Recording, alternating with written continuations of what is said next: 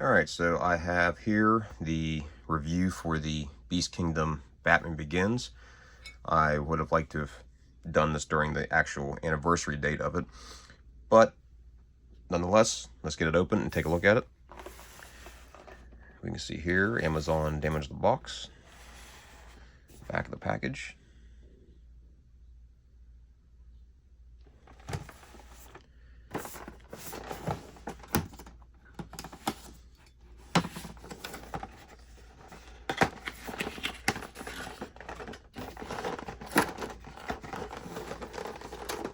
So the thing about their packaging, every time I open one, it tears right there.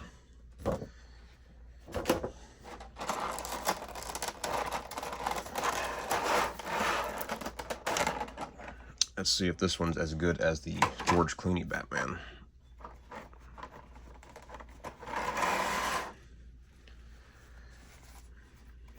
Right off the start, a little bit of white crud on the cowl. It's not a bad resemblance. I think the cowl could be a little more aggressive.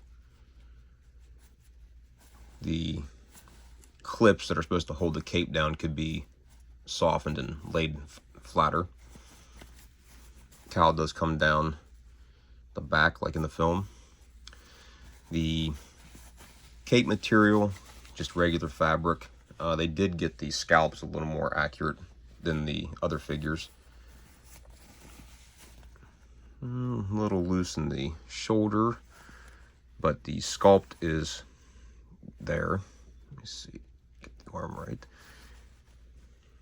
In the Begins gauntlets, here we have a little damage here from the molding process. The one thing McFarlane didn't do right is there was a lot of texturing up in here and on the shoulders. I removed that on that figure. Here you don't have any of that. You have accurate, I guess you could call them claws on the gauntlet, the spikes. You have the texture on the glove, like in the film. You have batarangs molded into the belt, which is kind of cool. Let's take a look at the back side.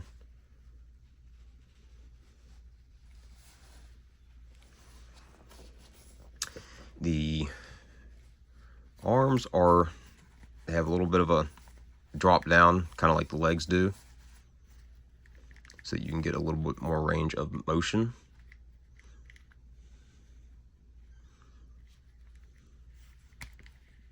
As you can see, the difference in if you pull it out, how much farther over the arm comes. The other Batman figures don't really have that kind of range of motion, so this one actually beats them as far as that goes.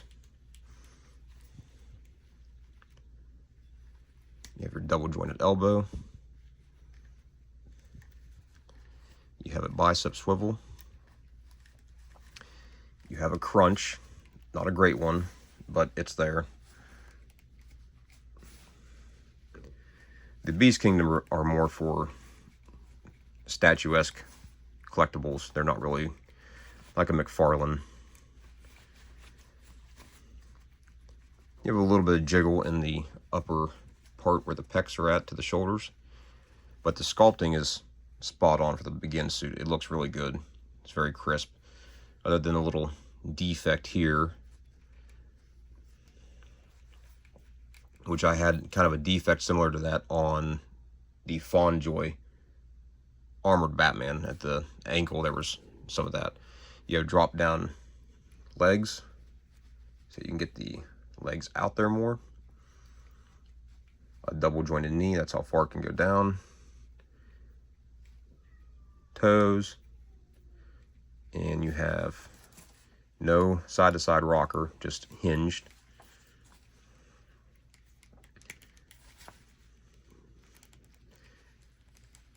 You have to be careful with some of the Beast Kingdoms when they're new. They're very tight.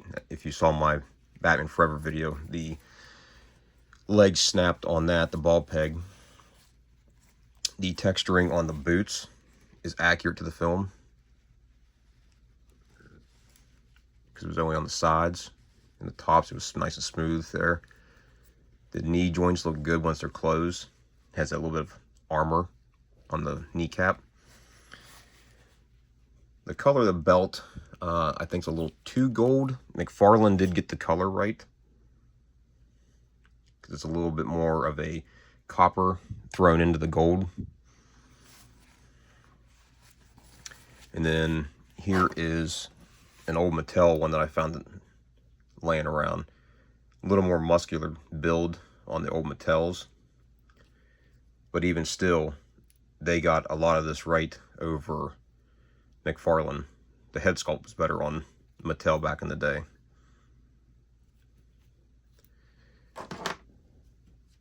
This head, I attempted to try something that needs to go bye-bye. But you can see I got rid of the texturing there and on the shoulders.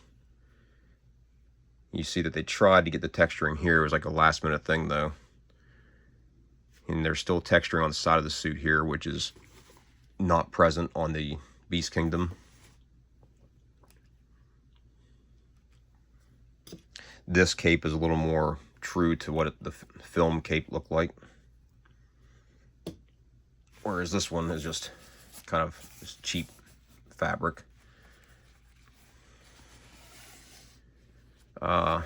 It does have Christian Bale's mouth. They did manage to get each actor's face in there. Clooney's is dead on. It's perfect. Kilmer's is pretty good. This one isn't bad. You can definitely tell it's Christian Bale. Like I said, I think the neck needed to be a little bit bulkier here. From the side profile, it's perfect.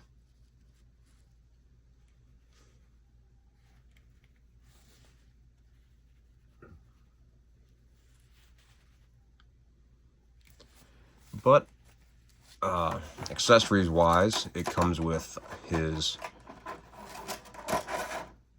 grappling gun, nicely painted. You have 2 batarangs. If I can get them out of the package. They're flat on one side and beveled on the other side. Nicely done, very crisp details. And then you have 6 hands for holding the batarang and the grappling gun. But that is the review. I will put it in some poses here, and you guys can let me know what you think in the comments below, whether it's a buy or a skip. Later.